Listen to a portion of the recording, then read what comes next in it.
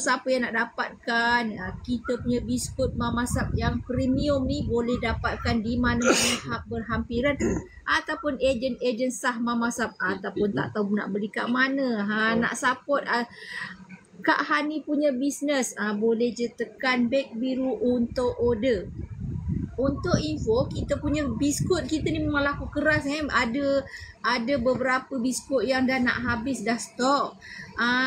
Cici Princess Perhana, Cikgu Putri, terima kasih singgah ke live Kak Hani malam-malam ni. Bantu-bantu Kak Hani tap-tap script. Siapa yang nak beli biskut mamasap tengah offer sekarang, RM25.90. So berbaloi kalau korang dapatkan biskut mamasap yang premium. Letak atas meja, tak payah nak tukar-tukar dengan bekas lain.